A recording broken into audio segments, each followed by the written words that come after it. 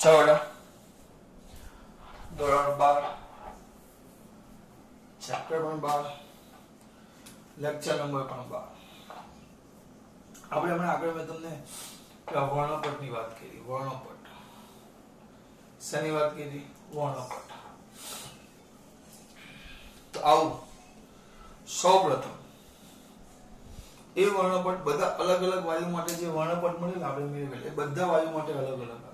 કારણ કે દરેક વાયુમાં ઇલેક્ટ્રોન જે સંક્રાંતિ કરે દરેકની કક્ષા અલગ હોય. એ કઈ કક્ષામાંથી કઈ કક્ષામાં સંક્રાંતિ કરે એટલે કેટલી ઉર્જા ઉત્પન્ન થાય, કઈ તરંગ લંબાઈ વાળો વિકિરણ આપાત થાય, બધી અલગ અલગ વસ્તુ છે. તરંગ લંબાઈનું ઉર્જાનું સૂત્ર મેળવી લીધું, તરંગ લંબાઈનું સૂત્ર મેળવી લીધું, કઈ કક્ષામાં છે એનું ત્રિજ્યાનું સૂત્ર પણ આપણે મેળવી લીધું. આપણે ઉર્જા, તરંગ લંબાઈ, ત્રિજ્યા બધાનું છે. ઓલમ સોલ બધાનું સૂત્ર તમે મેં મેળવેલું છે. હા, મેળવેલું જ છે. આપણે સર ગપ્પા નથી મારતો, સાચું કેવું છું. આપણે એ ઉર્જા અને તરંગ લંબાઈનું સૂત્ર મેળવેલું છે. તો સર કઈ ને ભગવાનનું નામ લઈને ચાલુ કરો. તો બામરે આ પ્રયોગ સૌપ્રથમ કરેલું. વર્ણપટ રેખા સૌથી પહેલા વર્ણપટ જે શ્રેણી કહેવાય, વર્ણપટ રેખાઓની શ્રેણી. એ શ્રેણી વર્ણપટ રેખાઓ બહુ બધી જોવા મળે છે. શ્રેણી નામ આપ્યું વર્ણપટ શ્રેણી. કેમિસ્ટ્રીમાં તમે બહુ વધારે ભણી ગયા છો, નથી ખબર, બહુ ઓછું ભણ્યા. વર્ણપટ રેખાઓ કેમ મળે મેં તમને સમજાવ્યું. અને આગળના એટલે કે 7મા લેક્ચરમાં વર્ણપટ રેખાઓ કઈ રીતે મળે મેં તમને સમજાવ્યું. ધ્યાન રાખજો. તો આગળ ચેપ્ટર છે 8મો લેક્ચર છે. આપણે આમાં સૌપ્રથમ બામરની વાત કરીશું. બામર નામ તો સાંભળ્યું જશે તમે. તો બામર શ્રેણીની વાત કરવાની છે આપણે. કઈ શ્રેણી બેટા? બામર. તો સાલ તો તમને ખબર છે, રિપોલ્સન અને સાલ બહુ વધારે યાદ રહી છે, બરાબર. એટલે સાલ પર આપણે ઉદય કરી દેશું. સાલ હું જોઈશ. જ્હોન જેકોબ બામર, નામ યાદ રાખજો. John Jacob બામર. સાલ ઈસવીસન કંઈક 1801 જોઈ લો. 1885 માં એણે હાઇડ્રોજન માટે, કયા વાયુ માટે બેટા? હાઇડ્રોજન વાયુ માટે વર્ણપટ રેખાઓની શ્રેણી મેળવી, અથવા વર્ણપટ રેખાઓ મેળવી. જે કેવી હતી એ આપણે હમણાં વાત કરીએ. હાઇડ્રોજન માટે, હાઇડ્રોજન વાયુ માટે. હાઇડ્રોજન વાયુ કેમ પસંદ કર્યો? સિમ્પલ વસ્તુ છે. કેમ? એને ગમતો તો એટલે, એવું નહીં. હાઇડ્રોજન વાયુ પસંદ કરવાનું રીઝન એ છે કે હાઇડ્રોજન વાયુ સૌથી સરળમાં સરળ બંધારણ ધરાવે. તમને પણ આ પાઠમાં આપણે જો ઉર્જાનું સૂત્ર મેળવું તો પણ હાઇડ્રોજન વાયુનું, ત્રિજ્યાનું તો પણ હાઇડ્રોજન વાયુ માટે, બરાબર. કોઈ પણ આવશે. તરંગ લંબાઈ આપણે ભણશું એ પણ હાઇડ્રોજન માટે. હા, બીજા માટે કદાચ એમસીક્યુ પૂછે પણ એ ઝેડ બદલી નાખવાનો, તમારે વાંધો ન આવે. બધા સૂત્રોમાં ઝેડ હતો, પણ આપણા માટે તો મોટે ભાગે ઝેડ આપણે કેટલું લીધેલો? 1. ઝેડ ચેન્જ કરો તમને બધાને મળે. હા, પણ એ જે સૂત્ર છે ને એ 100% લાગુ ન પડી શકો તમે. કેમ એવું સર? કારણ કે આપણે કક્ષા કેવી લીધી છે? બધા માટે વર્તુળાકાર. યાદ રાખો. પણ તમને ખબર છે જેમ ઝેડ વધારે થાય એમ પછી કક્ષા જેમ પરમાણુ ક્રમાંક વધતો જાય એમ પછી વર્તુળાકાર નો રહે. આપણું કહેવાય તમારે ડબલ ડમ્બેલ, અનિયમિત આકાર, કોઈ પણ આકારની કક્ષા હોય એટલે એ વસ્તુ ચાલે નહીં. કે સર આપણે આમ લઈએ તો નહીં ચાલે, વાંક છે એમાં. એટલે આપણે સાચું કરું એપ્રોક્સિમેટલી, પણ હાઇડ્રોજન જેવા પરમાણુ માટે એ શું હમણાં સમજાવો. હાઇડ્રોજન જેવા એટલે આપણે 1 મિનિટ આપો આગળ જો. તો જ્હોન જેકોબ બામરે ઈસવીસન 1885 માં હાઇડ્રોજન વાયુ માટે સૌથી પહેલા વર્ણપટ શ્રેણી મેળવી. વર્ણપટ રેખાઓ મળી, જેની શ્રેણી મળી, જેને આપણે વર્ણપટ શ્રેણી કહેશું. એને જે વર્ણપટ મેળવ્યું ને કંઈક આવું હતું, બરાબર. તો સૌથી પહેલી જે રેખા હતી ને એકદમ જાડી અને ઘટ્ટ હતી, ઘટ્ટ અને જાડી, બહુ જ જાડી. પછી થોડીક દૂર, પછી થોડીક પતલી. હું પતલી દોરું છું ને, પતલી એટલે તીવ્રતા ઘટતી જાય, તમારે એમ વિચારવાનું. એટલે તીવ્રતા ઘટે. પછી થોડીક દૂર. હા, પણ આના કરતા જો નજીક આવી ગઈ. જો પછી જેમ જાઓ એમ હજી નજીક એકદમ આમ, પછી તો હાવ નજીક આમ. આપણે એટલા બધા નથી પડતા, આપણે આમ યાદ રાખવું કે હાવ નજીક આમ, આટલી યાદ રાખો. આ રીતે મળે, આ બધી વર્ણપટ રેખાઓ મળે. તો આકૃતિમાંથી તમે જોઈ શકો છો આના પરથી. આમ જેમ જશો તમે આમ આમ આ, હવે મારે તમને આમાં સમજાવવું પડશે. જો બામરે એના માટે એક સામાન્ય સૂત્ર આપ્યું. બામર કોણે? મેને બામરે. તો બામર શ્રેણી માટે સામાન્ય સૂત્ર તરંગ બામર શ્રેણી ની તરંગ લંબાઈ માટેનું સૂત્ર હતું. તરંગ લંબાઈ જગ્યા રેખીય તળ વાંધો માટેનું સૂત્ર હતું. સૂત્ર કંઈક આવું છે, 1/λ આપણે ભણી ગયા ઇઝ ઇક્વલ ટુ r કૌંસમાં 1/2 square minus 1/n square. 1/λ is equal to r કૌંસમાં 1/2 સ્ક્વેર માઇનસ 1/r સ્ક્વેર. આ સૂત્ર છે. ક્યાં? જ્યાં તમે n ની જુદી જુદી કિંમતો મૂકી શકો. n બરાબર તમે 3, 4, 5 લઈ શકો. અને r આપણો રીડબર્ગ અચળાંક છે.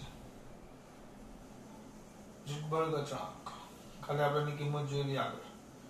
રીડબર્ગ અચળાંકની કિંમત 1.09. હવે 9 આપે 97 આપે ગુણ્યા 10 ની એક -7 ઘાત મીટર ઇન્વર્સ. -7 ઘાત આપણે એકવાર ચેક કરી લઈશું. મને ઘાત યાદ નથી, હોવું જ જોઈએ પણ નથી મને. એક જ મિનિટ તમે હોય તો આ બધું મારે કરવું ન પડે એટલે હું દર વખતે કહ્યું. એ લોકોએ 97 લીધું છે, 97. અને હા -7 ઘાત ને પ્લસ ઘાત અહીંયા 97 લીધું છે બરાબર. મેં તમને કીધું ઘાત જોયું. તો 1.097 ગુણ્યા 10 ની 7 ઘાત મીટર શું ઇન્વર્સ. આ સૂત્ર છે રીડબર્ગ અચળાંક, જેની કિંમત આપણે પેલા સૂત્ર પરથી મળે. યાદ છે? આગળ m(e⁴) એ મને યાદ છે. m(e⁴) છેદમાં 8 એપ્સિલોન 0 સ્ક્વેર h³ c. એ કિંમત મૂકો તો તમને આગળ મળી જાય. આ આવ્યો. હવે આમાં તમારે કિંમત મૂકવાની. જો તમારા માટે કરું છું આ. હવે તમે આમાં n બરાબર 3 લઈ લો. આપણે સૂત્ર શું થશે? 1/λ ઇઝ ઇક્વલ ટુ r કૌંસમાં ડાયરેક્ટ લખી છે 1/4 માઇનસ 1/9. 3 લીધો, 3 નો વર્ગ. ત્રીજી કક્ષા એટલે એનો મતલબ એમ થાય કે ઇલેક્ટ્રોન ત્રીજી કક્ષામાંથી કઈ કક્ષામાં આવ્યો. આનો મતલબ એમ થાય આ સંક્રાંતિ કીધી. આ સંક્રાંતિ ક્યાં કીધી? ઇલેક્ટ્રોન. જે ઇલેક્ટ્રોન છે ઇલેક્ટ્રોન એ ઇલેક્ટ્રોન ત્રીજી કક્ષામાંથી ક્યાં સંક્રાંતિ કરે? બીજી કક્ષામાં. હું તમને સમજાવી દેવા આજે આનું એક બ્રહ્માસ્ત્ર ચાલશે આજે. એ બ્રહ્માસ્ત્ર બહુ કામનું છે, તમારે દરેક MCQ માં કામ આવશે. ઇલેક્ટ્રોન ત્રીજી કક્ષામાંથી કઈ કક્ષામાં છે? બીજી કક્ષામાં. 1/λ is equal to r. 1/λ is equal to કિંમત મૂકી બીજા. બામર એટલે બીજી જ આવે. બામ બીજો, બીજો બામ, બામ બીજો. તો 1/4 માઇનસ 1/9. જોજો r is equal two 1/4 minus 1/9. કિંમત મૂકો. હવે r કેટલા છે? 1.097 ગુણ્યા 10 ની 7 ઘાત ગુણ્યા 9 ચોક 36 અને ઉપર 9 માંથી 4 જાય તો 5, કારણ કે આ 9 ને આ બાજુ 4. તો બાળકો એટલે આવે 5. તો શું કરશું? કેલ્શિયમ થી બોલો કેવા દિવસો આવી ગયા.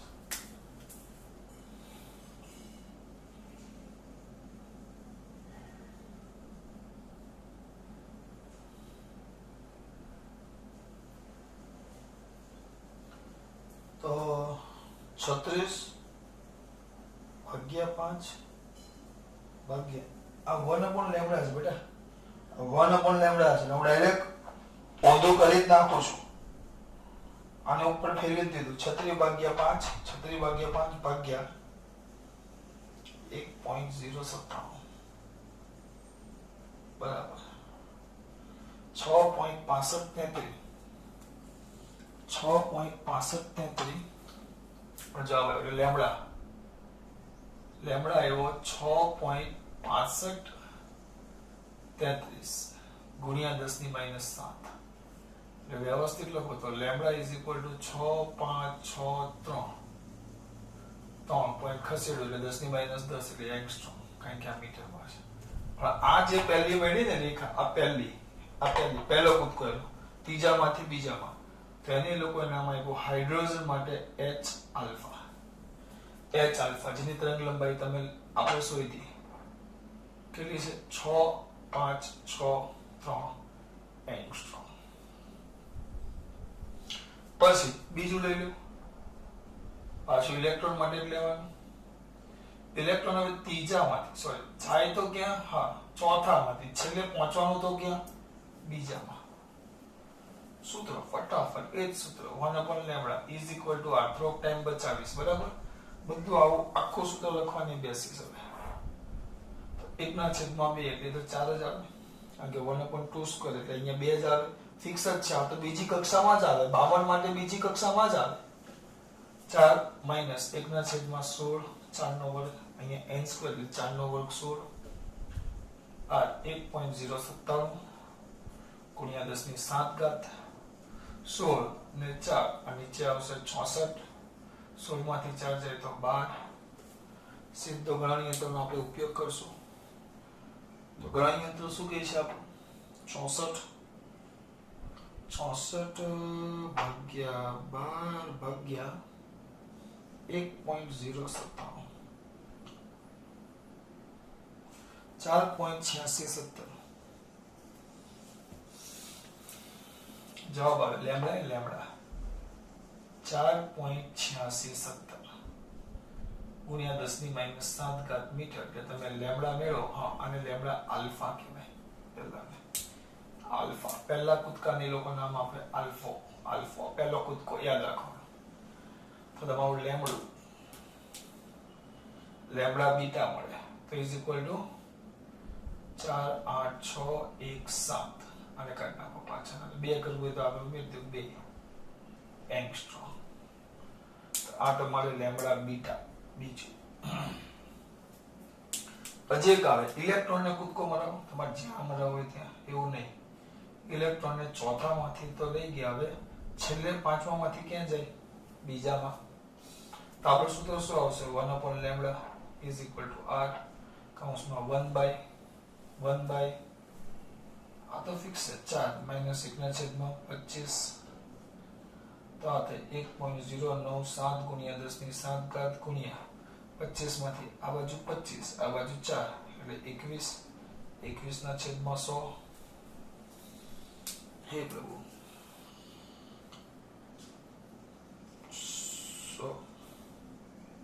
100 ભાગ્યા 21 ભાગ્યા 1.097 કેમ આમ થયું?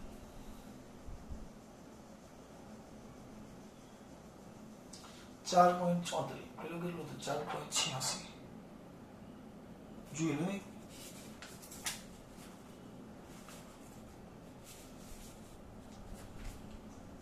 એ લોકો એવો ડાયરેક્ટ નથી લખ્યો, આ નથી લખ્યો ડાયરેક્ટ. હવે અનંત કક્ષામાંથી બીજામાં છેલ્લું એટલે જવાબ એ જ આવે ને. હવે અનંત મૂકો તો અહીંયા અનંત આવે એટલે આ ભાગ પાછળનો 0 થઈ જાય.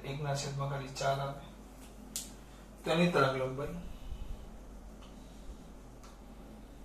4 ભાગ્યા 1.097 3.646 આવી ગઈ ભાઈ. યાર તમારા વગર તો નથી મજા આવતી. લેમ્ડા કાંઈ વાંધો નહીં આવે છે અહીંયા દઈ નાખો. 3.646 ગુણ્યા 10 ની 7 ઘાત માઈનસ મીટર. ઊંધું કરું છું, ઊંધો તો 3.3646 એંગસ્ટ્રોમ લેમ્ડા ઇન્ફાઇનાઇટ. આ આપણે લેમ્ડા ઇન્ફાઇનાઇટ ની વાત કરી બેટા. લેમ્ડા કયું? ઇન્ફાઇનાઇટ. તો આ રીતે તમને તરંગ લંબાઈ મળે. તો આ પહેલું જે છે લેમ્ડા આલ્ફા કહેવાય. આ બીજો કૂદકો છે ને બીજો, એને લેમ્ડા બીટા કહેવાય. આ બીટા જે તરંગ લંબાઈ આવે છે 4 8 6 2. પછી રીતે h ગેમા પણ મળે બેટા ત્રીજી. એટલે એની તરંગ લંબાઈ આપણે મેળવેલી પણ મેં પૂછી નાખી એમ h ગેમા એમ મળતું જાય. અને છેલ્લી જે મળે એને h ઇન્ફાઇનાઇટ કહેવાય. આ બીજામાંથી અનંતમાંથી બીજામાં આવે. આકૃતિ જુઓ, ધ્યાનથી જુઓ આકૃતિ. આના માટે મેં સમજાવ્યું. જેમ તમે આ બાજુ જતા જાઓ આમ આમ આમ, તો જો લેમડા વધે, સોરી આમ જતા જશો, જેમ લેમડા ઘટે, આ લેમડા ઘટ્યો જો આમ જાવ, લેમડા ઘટતો જાય. જો અનંત માટે કેટલો આવ્યો? અનંત માટે આવ્યો 36, 46. આમ જાઓ છો એમ લેમડા ઘટે. જો લેમડા ઘટે છે, લેમડા ઘટે તો આ જે વર્ણપટ રેખાઓ છે,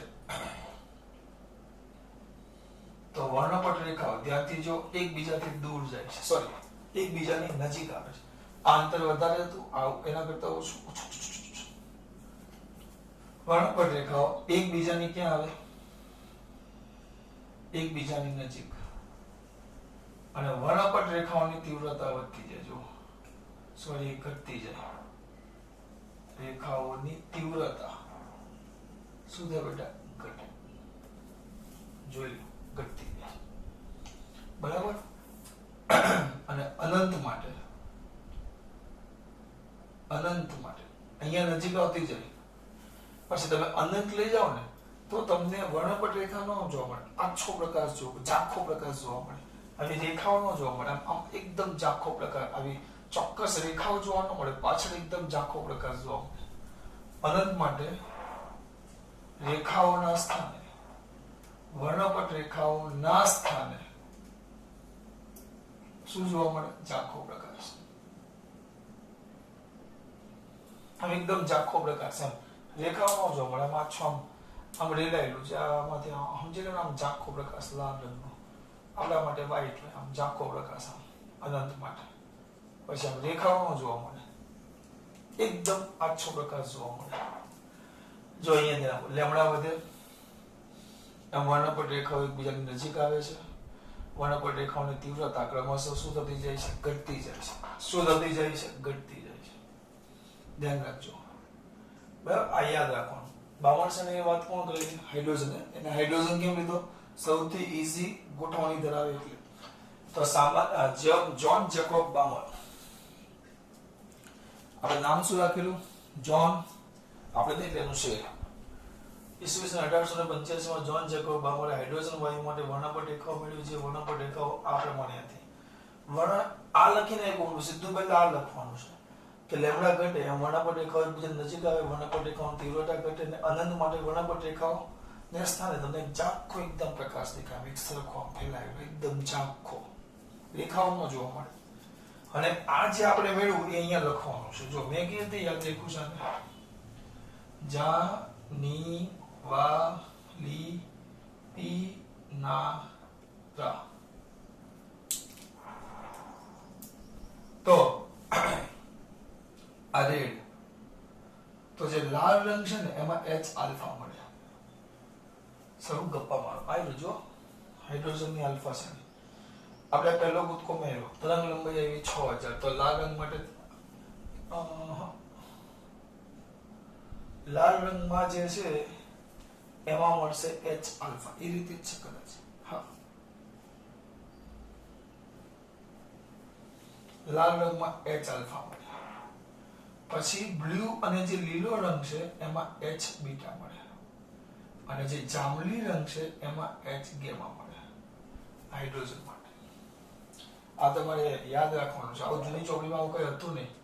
આમાં છે આલ્ફા બીટા અને ગેમા લાલ. અમુક એમ કે સર તરંગ લંબાઈ આમ જોવા જાઓ તો તમે જે લખતા દૃશ્ય પ્રકાશ તરંગ, અમુકના મગજમાં પ્રશ્ન થાય. તમારા અમે મારા જ મનમાંથી તો 2 મિનિટ ઉભો રહી ગયો એટલે આવું કેમ?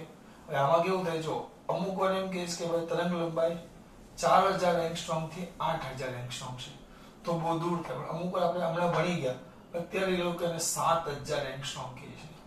તો આ 65 63 એટલે આ 7000 ની આસપાસ આવી ગયો, એટલે આસપાસ એટલે આ લાલ રંગ થાય.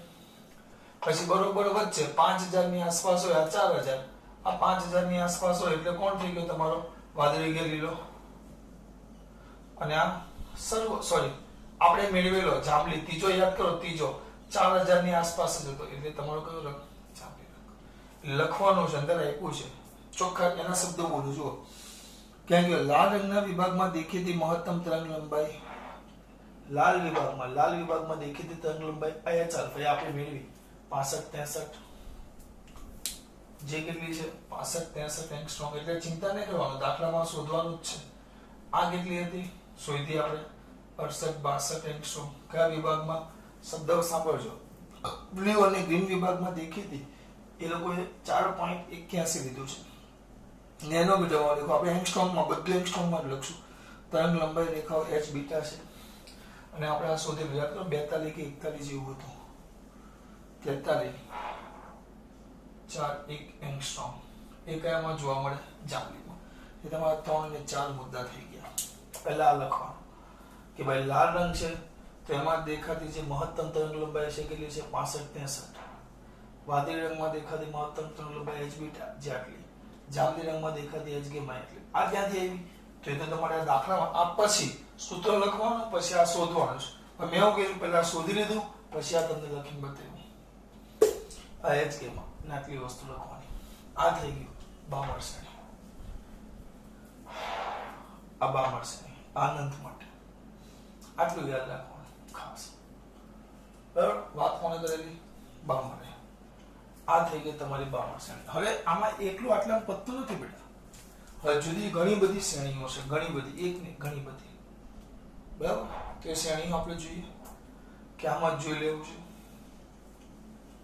આમાં જ જોઈ લઈએ એક મિનિટ પુશ કરી દેવું ટેબલ ખસેડવું પડશે ચાલો સેટ થઈ ગયો કઈ શ્રેણી કીધી આપણે બામર હવે એમાં જુદી જુદી શ્રેણીઓ આવે જો એક સામાન્ય સૂત્ર યાદ રાખવાનું 1/λ is equal to r કૌંસમાં 1/m² - 1/n². હવે આની મેં ચાવી રહી યાદ રાખી છે લાઈ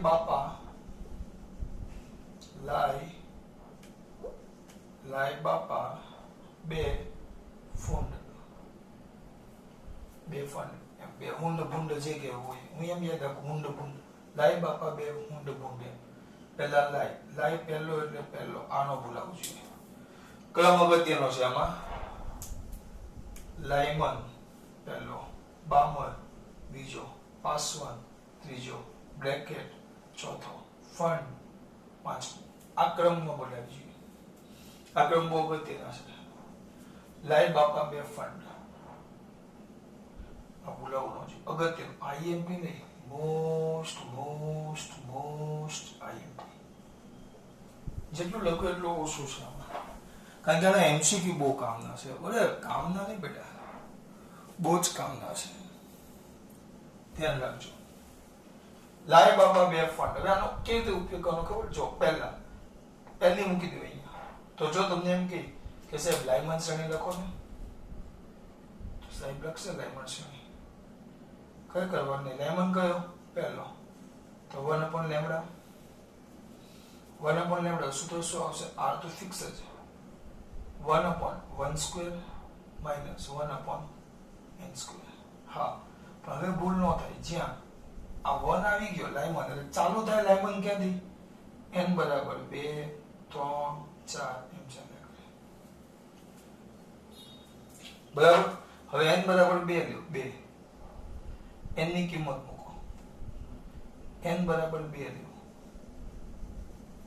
2 n = 2 લ્યો આનો મતલબ શું છે ખબર લાયમન એટલે હાઇડ્રોજન માટે ઇલેક્ટ્રોન બીજી કક્ષામાંથી પહેલી કક્ષામાં આવે આ બે મૂકો અહીંયા એનો મતલબ શું છે ઇલેક્ટ્રોન કઈ કક્ષામાંથી કઈ કક્ષામાં ગયો બીજામાંથી પહેલામાં લાયમનમાં ઇલેક્ટ્રોન પહેલી કક્ષામાં જ આવે લાયમનમાં ઇલેક્ટ્રોન છેલ્લે કૂદકો મારી ક્યાં આવે પહેલીમાં અથવા પહેલામાંથી કૂદકો મારી બીજામાં જાય પહેલી કક્ષામાંથી કઈ ક્રાંતિ થાય ક્યાં કૂદકો મારી ઉપર જાય અથવા ઉપરની કોઈ કક્ષામાંથી કૂદકો મારી પહેલામાં આવે એટલે આપણને લાયમન જ મળે એટલે યાદ રાખવાનું પહેલો લાયમન બીજો બામ ત્રીજો પાસોન ત્રીજી કક્ષામાં કોઈ પણ સંક્રાંતિ હોય ત્રીજીમાંથી જાય કે ત્રીજીમાં આવે તો એ પાસોન ચોથીમાંથી જાય કે ચોથીમાં આવે તો બ્રેકેટ પાંચમીમાંથી જાય કે પાંચમીમાં આવે કક્ષા તો ફંડ લાયમન n = 2 તો પહેલો કૂદકો કહેવાય પહેલો કૂદકો પહેલામાંથી બીજામાં અથવા બીજામાંથી પહેલામાં તો એને આપણે h આલ્ફા કહીશું હા યાદ રાખજો, આલ્ફા એટલે પહેલો કૂદકો, n બરાબર 3 તો h બીટા, n બરાબર 4 તો h ગેમા, સોરી ગેમા, અને n બરાબર હું લખું છું તમારે ઇન્ફાઇનાઇટ તો h ઇન્ફાઇનાઇટ એમ મળે. આ બધી વર્ણપટ્ટિકા યાદ રાખવાનું. પણ બીજામાંથી પહેલામાં, ત્રીજામાંથી પહેલામાં, પહેલો કૂદકો બીજામાંથી પહેલા, લાઇમન છે આ લાઇમન છે, લાઇમન. આ બીજા આજે આપણે લખવાનું લાઇમન, પછી બામણ, એ તો આપણે લખ્યું બેઠા. ચો પણ લાઈનમાં યાદ રાખવા માટે લખી નાખો બામણ. ખોટી મગજમારી બધાએ ખાતી યાદ. સૂત્ર શું આવશે? આ સૂત્ર બોલો શું આવશે? 1/λ is equal to r. બામણ એટલે બીજો, તો 1/2 square minus 1/n square. Sankranti કરી છેલ્લે બીજી કક્ષામાં n બરાબર, તો સંક્રાંતિ ક્યાંથી થાય? ત્રીજામાંથી, ચોથામાંથી, પાંચમામાંથી, એમ જ મૂકવાનું. એ સંક્રાંતિ ક્યાં થાય? ત્રીજું, ચોથું, પાંચમું એમ. હા, પછી n બરાબર 1 નહીં લેવાનું, ત્રીજું, ચોથું, પાંચમું એમ લેવાનું. ખબર પડે છે બેટા? n બરાબર ત્રીજું, ચોથું અને પાંચમું એમ લેવાનું, ભૂલ ન થાય. લખતા જાઓ, બહુ સ્પીડમાં લખા. બામણનું તો આપણે આપ્યું છે, એકદમ સ્પીડમાં જોઈએ. જો ત્રીજું, ચોથું, પાંચમું આવી ગયું. કોની વાત કરી આપણે?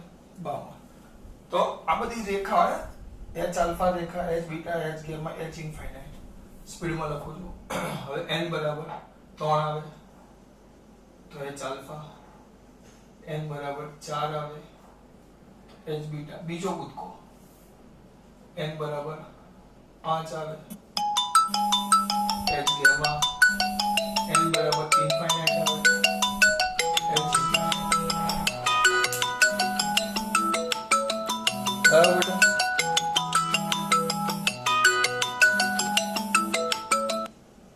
h ઇન્ફાઇનાઇટ આવે. જોતા જાઓ આગળ. આ 52 પાસવર્ડ ને થઈ ગયું. પછી 52 પાસવર્ડ, લાઇમન, લાઇમન પછી લાઈ બાપા પાસવર્ડ. તો પાસવર્ડ શ્રેણી માટે શું આવે? ફટાફટ 1/λ is equal to r, કૌંસમાં 1/3 તો નહીં, 1/3 સ્ક્વેર minus 1/n સ્ક્વેર. જ્યાં n બરાબર 4, 5, 6 ચાલ્યા કરે ઇન્ફાઇનાઇટ. તો આ આપણા માટે h આલ્ફા થાય, h બીટા, h ગેમા અને h ઇન્ફાઇનાઇટ. પહેલો કૂદકો એટલે આલ્ફા. ત્રીજા પાસવન ત્રીજો છે, પાસવન માટે પહેલો કૂદકો એટલે, પાસવન માટે પહેલો કૂદકો એટલે ત્રીજામાં આવવાનું. તો ક્યાંથી આવે? ચોથામાંથી ત્રીજામાં, પાંચમામાંથી ત્રીજામાં, પહેલો કૂદકો એટલે ચોથો, એટલે આ આલ્ફા થાય પાસવન માટે. પછી પાસવન પછી કોણ છે? બ્રેકેટ. તો બ્રેકેટ શ્રેણીમાં શું આવે? 1/λ is equal to r 1/4 square minus 1/n square. મૂકો n બરાબર 5, 6, 7 ઇન્ફાઇનાઇટ.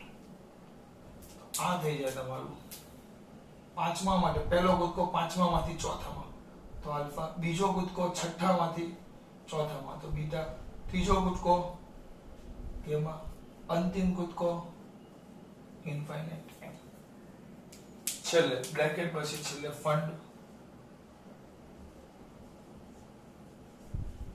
એ સૂત્ર છે 1/λ is equal to r કૌંસમાં 1/5 સ્ક્વેર. આ ક્રમ ભૂલાવો જોઈએ નહીં, minus 1/n સ્ક્વેર. n બરાબર 5 તો 6, 7, 8, 9 ચાલ્યા કરે. આપણા માટે પહેલો કૂદકો છઠ્ઠામાંથી પાંચમામાં ફંડ માટે તો h આલ્ફા, બીજો કૂદકો h બીટા, ત્રીજો કૂદકો h ગેમા અને આ h ઇન્ફાઇનાઇટ. હા બેના થઈ ગયું. જો ચલો ખાસ વાત. જય શ્રી કૃષ્ણ.